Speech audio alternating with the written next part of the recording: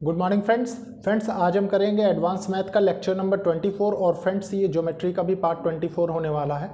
Friends आपने देखा किस तरीके से हमने अब तक 23 पार्ट्स किए, जिसमें सबसे पहले फ्रेंड्स हमने बेसिक सीखा, पॉइंट्स लाइंस एंगल के कॉन्सेप्ट सीखे। फिर हमने देखा फ्रेंड्स कि when a transversal cut two parallel lines के केस देखे, फिर उसमें हमने बेस्ड प्रॉब्लम्स देखी। फिर फ्रेंड्स हमने कुछ ट्राइंगल्स के कॉन्सेप्ट देखे, एंगल्स और साइड्स के बीच का रिलेशन हमने निकालना सीखा। फिर फ्रेंड्स पॉइंट इनसाइड ट्राइंगल्स के हमने कॉन्सेप्ट सीखे, जिसमें सेंट्रॉइड के कॉन्सेप्ट देखे। फ्रेंड्स मीडियंस के आपने कॉन्सेप्ट उसमें सीखे। मतलब जो जो चीज़ें ज़रूरी थी फ्रेंड्स, सर्कम रेडियस, इन सेंटर, ठीक है फ्रेंड्स, सब चीज़ें तकरीबन आपने सीख ली फ्रेंड्स। उसके बाद अब जो problem based on ortho centre आपके साथ मुझे डिस्कस करना था। इसके बाद राइट एंगल्स के कॉन्सेप्ट कुछ देखने थे। उसका रीजन है फ्रेंड्स कि आपने देखा कि सर्कम सेंटर, इन सेंटर से रिलेटेड जितने भी फ्रेंड्स बन सकते थे वो हमने डिस्कस किए, प्लस स्टैंडर्ड जो राइट एंगल ट्राइंगल से रिलेटेड प्रॉपर्टीज़ थी वो अभी हमें डिस्कस करनी है। इसीलिए फ्रेंड्स मैंने उस पर बेस्ड प्रॉब्लम्स ना लेके मतलब इसीलिए नहीं लिया है कि आपके साथ जब वो कॉन्सेप्ट पर्टिकुलरली डिस्कस हो जाएगा उसके बाद मैं आपके साथ उसके भी प्रॉब्लम्स करवा दूंगा।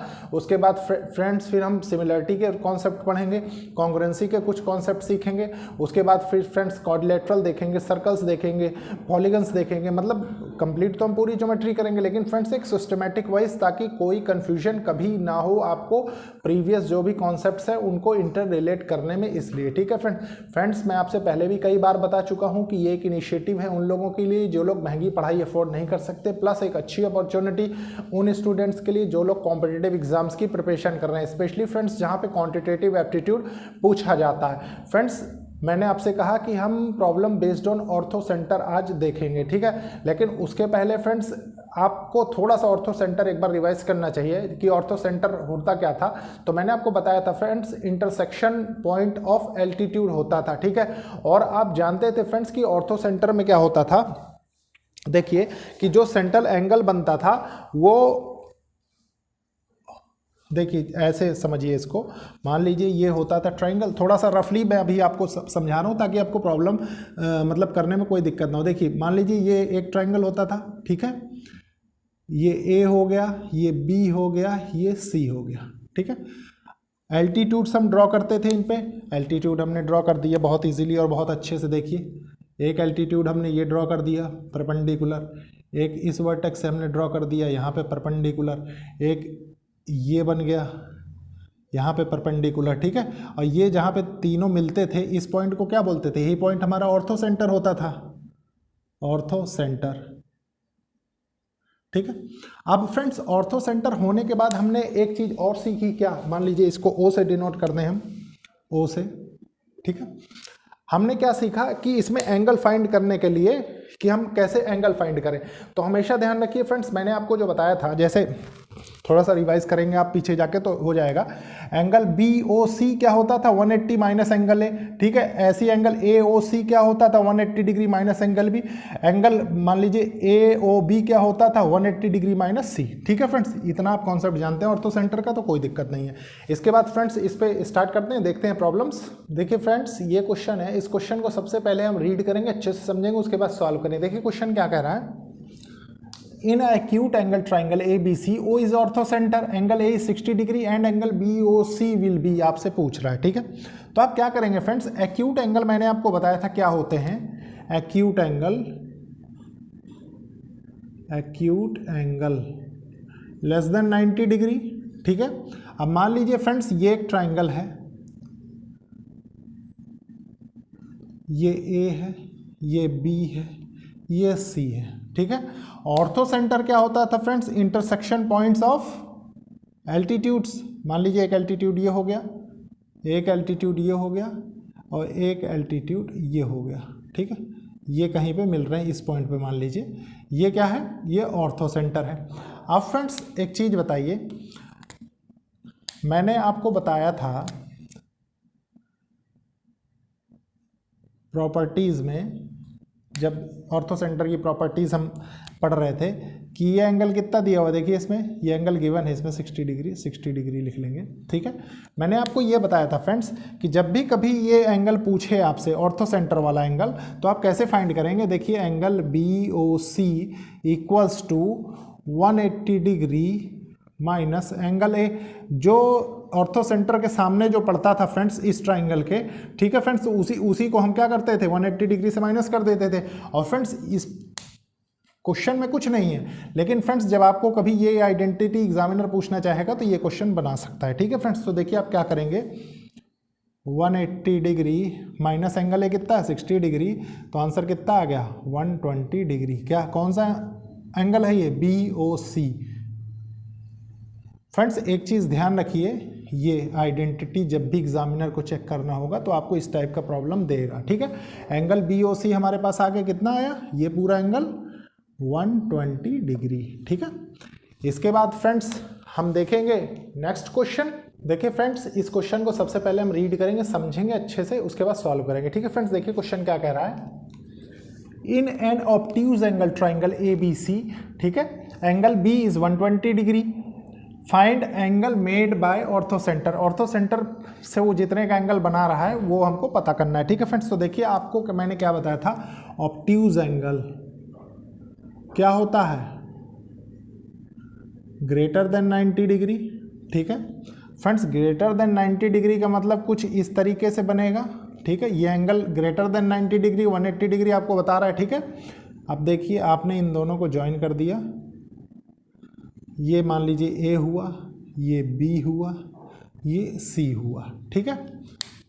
ये एंगल आपको कह रहा है ये वाला कि 120 डिग्री है, ठीक है। ये प्रॉपर्टी आपको दी हुई है। अब आपसे क्या, find the angle made bye ortho centre.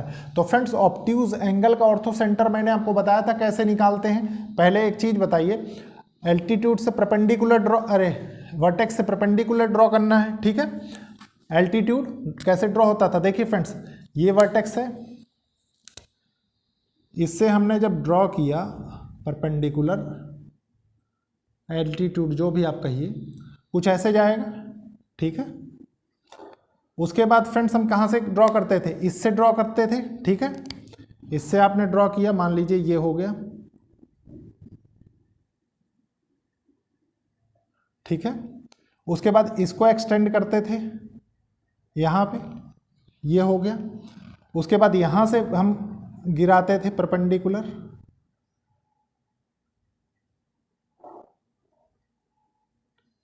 ये हो गया।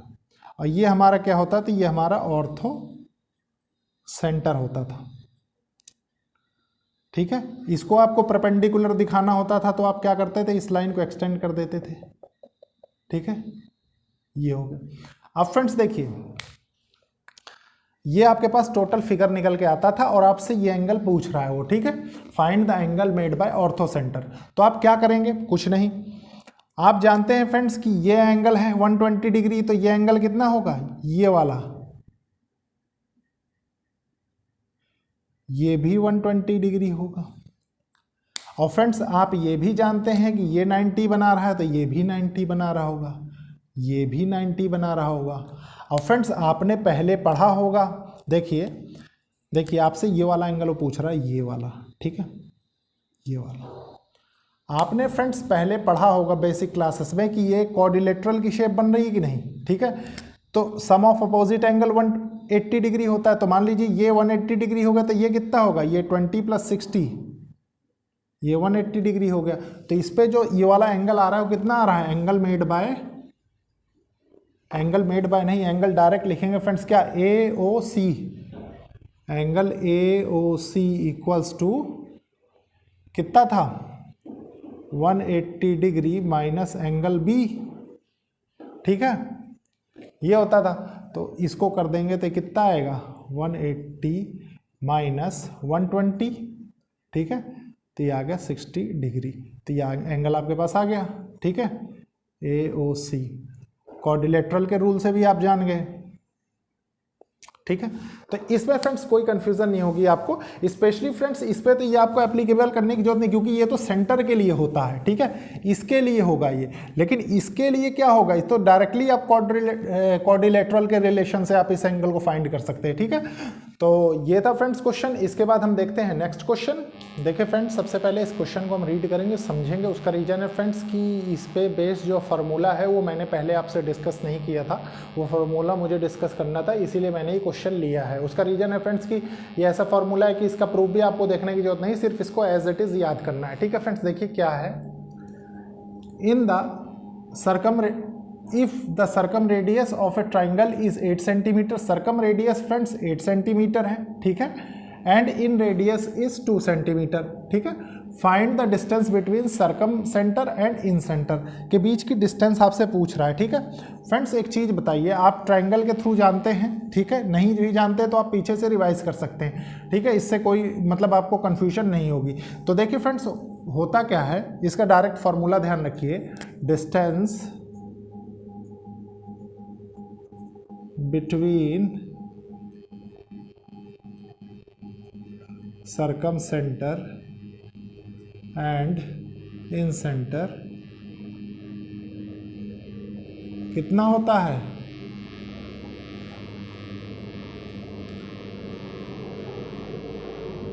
Circum radius minus 2 of circum radius into in radius, ठीक है, ये होता है इसका फॉर्मूला। तो इसको सॉल्व कैसे करेंगे, आपके पास देखिए फ्रेंड्स, सर्कम रेडियस जो आपको दे रखा है r इक्वल्स टू 8 सेंटीमीटर दे रखा है, और small r equals to 2 centimetre दे रखा है। As it is value put कर देंगे, आंसर आ जाएगा। देखिए क्या है,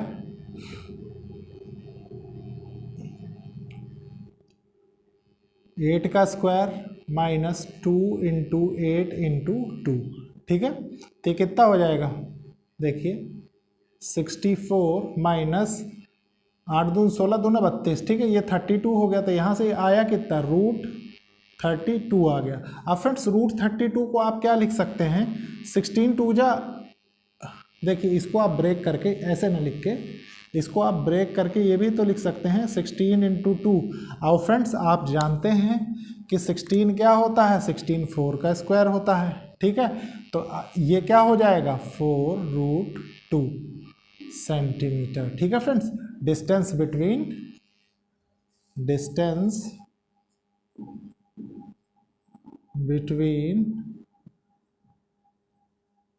circum centre and in centre,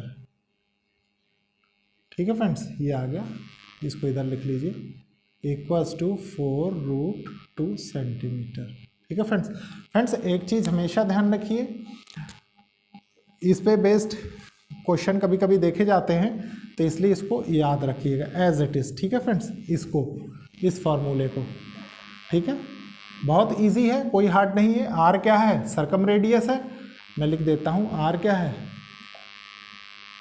circum radius है, और स्मॉल आर क्या है, इन रेडियस है,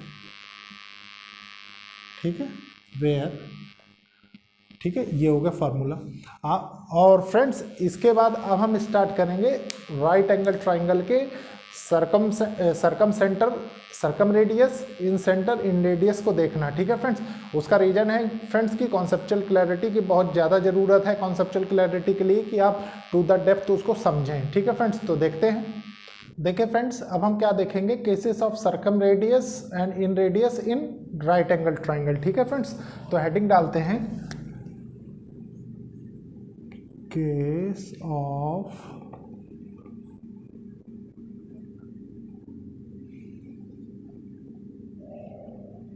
circumradius and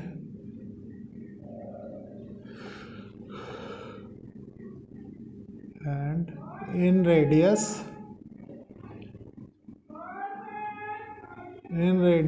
in right angle triangle, ठीक है फ्रेंड्स। देखिए फ्रेंड्स होता क्या है, आपके साथ मैंने डिस्कस किया राइट एंगल ट्राइंगल बनाना प्लस उसकी एक अंडरस्टैंडिंग। तो आप राइट एंगल ट्राइंगल से जनरल चीज़ें क्या क्या जानते हैं, देखिए मान लीजिए ये हमारा राइट एंगल ट्राइंगल है, ठीक है फ्रेंड्स। नाम में कुछ नहीं रखा। आप देखिए जैसे हम इसका नाम रखते थे ABC, मैं सिर्फ आपके साथ ये करूँगा, इसको C करूँगा, इसको B करूँगा। उसका रीज़न है फ्रेंड्स, एक बताता हूँ क्यों। कि मान लीजिए आप कभी किसी बुक से पढ़ें तो उसमें ये लैंग्वेज ज़्यादातर बुक्स में ये लिखी हुई है, इसलिए मैं सोचता हूँ कि इस वे से आपको समझाया जाए कि आप कभी भी रिवाइज भी करें तो आपको बहुत ईजिली समझ में आए। ठीक है फ्रेंड्स, तो आप जानते हैं फ्रेंड्स कि अब तक जितना भी मैंने पढ़ाया, ये साइड क्या लेते थे, इस साइड की लेंथ C लेते थे, इसके अपोजिट इसकी लेंथ हम B लेते थे, इसके अपोजिट इसकी लेंथ हम A लेते थे। ठीक है फ्रेंड्स, इतना आप जानते हैं। आप फ्रेंड्स एक चीज़ बताइए, आप यहाँ से एक चीज़ और जानते थे क्या, कि angle ACB equals to 90 degree होता था, ये एंगल। ठीक है, प्लस इस पे पाइथागोरस थ्योरम लगती थी। तो पाइथागोरस की थ्योरम क्या होती थी, AB square equals to AC square plus CB square. ठीक है, और इसको हम शॉर्ट में क्या लिख सकते थे, C equals to A square plus B square. कोई दिक्कत नहीं यहाँ तक। ठीक है फ्रेंड्स, देखिए इतना कॉन्सेप्ट आप समझते हैं। और हमने एक चीज और देखा था, क्या, ये जो होता था ये मिड पॉइंट होता था। ठीक है, मिड पॉइंट, और इसको हम क्या बोलते थे, सरकम रेडियस। ठीक है, ये क्या होता था, ये ऑर्थो सेंटर होता था, ऑर्थो सेंटर। ठीक है, तो इतना फ्रेंड्स आप तकरीबन जानते थे। ठीक है, कोई दिक्कत नहीं। अब फ्रेंड्स सबसे पहले हम क्या कैलकुलेट करेंगे, सबसे पहले हम सरकम रेडियस कैलकुलेट करेंगे।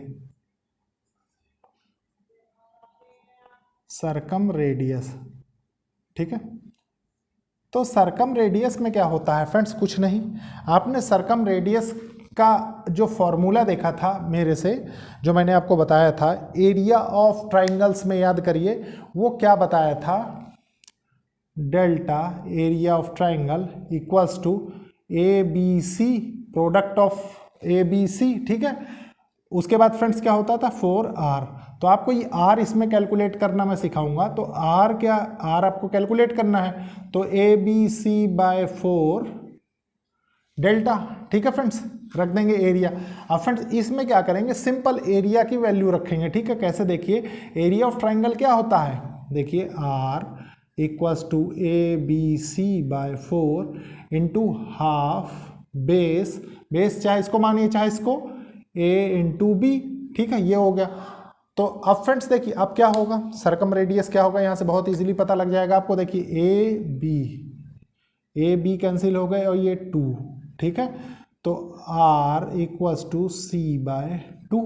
ठीक है, देख लीजिए आप, एग्जैक्टली वही आया है सरकम रेडियस जितना हम अब तक पढ़ते आ रहे थे कि मिड पॉइंट पे बनेगा। ठीक है फ्रेंड्स, अभी तक हम फिगर के थ्रू एनालिसिस कर रहे थे, अब हमने निकाल के भी उसको देख लिया। ठीक है फ्रेंड्स, अब देखिए सरकम रेडियस आपने पढ़ लिया, इन रेडियस में क्या होता है, इन रेडियस,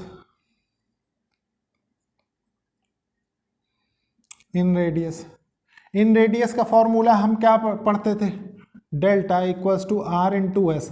इसमें R क्या होता था, इन रेडियस होता था। ठीक है, और ये क्या है, डेल्टा है, S है कि नहीं, S क्या होता था, सेमी पैरामीटर। तो फ्रेंड्स इसकी वैल्यू क्या क्या होगी, डेल्टा एरिया कितना होगा, हाफ A इंटू B, वही हमने अभी यहाँ पे भी लिखा था। ठीक है, और सेमी पैरामीटर क्या होता था, A plus B plus C/2। ठीक है फ्रेंड्स, एक चीज गौर करिए, ये 2 ऊपर चला जाएगा, ये 2 नीचे चला आएगा, तो ये 2 से ये 2 कैंसिल हो जाएगा। ठीक है, यहां तक कोई कंफ्यूजन नहीं है। अब फ्रेंड्स उसके बाद क्या करेंगे, आपके पास क्या बचेगा, देखिए आपके पास उसके बाद बचा A plus B plus C। अब फ्रेंड्स मुझे नीचे से ये फैक्टर हटाना है A plus B plus C का, तो मैं क्या करूँगा, थोड़ी देर समझिए, कोई इसमें मतलब ऐसा नहीं कि आपको बहुत ज़्यादा कन्फ्यूज़न होगी।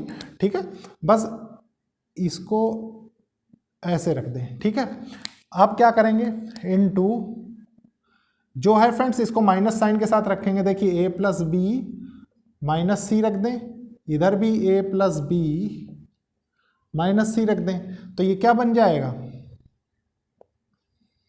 ये क्या बन जाएगा, देखिए AB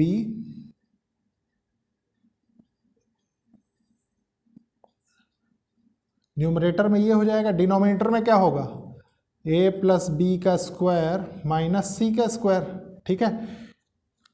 अब फ्रेंड्स इसको सॉल्व करेंगे, देखिए इसको सॉल्व करेंगे तो क्या आएगा आपके पास, ए बी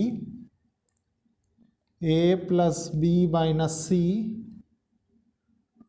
ठीक है। उसके बाद इसको खोल देंगे, A square plus B square plus 2ab minus C square. अब फ्रेंड्स बहुत इजीली देखिए, मैंने आपको अभी अभी बताया था ये फॉर्मूला, देखिए ये क्या है, हाइपोटेन्यूज पाइथागोरस, हाइपोटेन्यूज का स्क्वायर इक्वल्स टू बेस का स्क्वायर परपेंडिकुलर का स्क्वायर, ठीक है।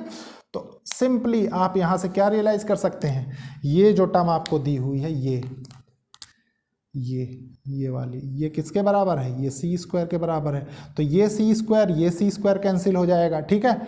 ये ए बी इस ए बी के साथ कैंसिल हो जाएगा, तो आपके पास फ्रेंड्स क्या आएगा, inradius A plus B minus C, ठीक है, बाय 2, ठीक है, ये हो गया। और यही फ्रेंड्स इसके इन रेडियस का फॉर्मूला होता है। ये हमने एक क्वेश्चन में पीछे यूज़ भी किया था, लेकिन वहाँ पे फ्रेंड्स मैंने एक्सप्लेन नहीं किया, इसलिए इस पे बेस्ड क्वेश्चंस बहुत ज़्यादा नहीं करवाए, ठीक है फ्रेंड्स। अब इन पे बेस्ड हम क्वेश्चंस देखेंगे आगे आने वाली क्लास में। उसका रीज़न है फ्रेंड्स कि अभी इसमें राइट एंगल ट्राइंगल में मैं आपको मीडियंस कैलकुलेट करना सिखाऊंगा। उसका रीज़न है फ्रेंड्स कि वो भी बहुत इंपॉर्टेंट प्रॉपर्टी है और वो प्रॉपर्टी आपको जानना भी बहुत ज़्यादा ज़रूरी है, ठीक है फ्रेंड्स। तो लेक्चर को लाइक शेयर सब्सक्राइब करिए। उसका रीज़न है फ्रेंड्स कि वेल अरेंज वेल सीक्वेंस्ड में आपको सिर्फ यही मिलेगा फ्रेंड्स। आप नेट पे भी सर्च कर सकते हैं, खुला ऑप्शन है आपके पास, आप खुद जानते हैं कि फ्रेंड्स एक तरीके से एक सिस्टमेटिक वे में लेक्चर्स मिलना बहुत मुश्किल होता है, ठीक है फ्रेंड्स। उसके बाद फ्रेंड्स जब हम मीडियंस की प्रॉपर्टीज डिस्कस कर लेंगे, फिर उन पे based maximum number of questions करेंगे। फिर उसके बाद फ्रेंड्स सिमिलरिटी कॉन्ग्रुएंसी के हम और मतलब प्रॉपर्टीज जानेंगे, ठीक है फ्रेंड्स। तो ओके, थैंक यू फ्रेंड्स।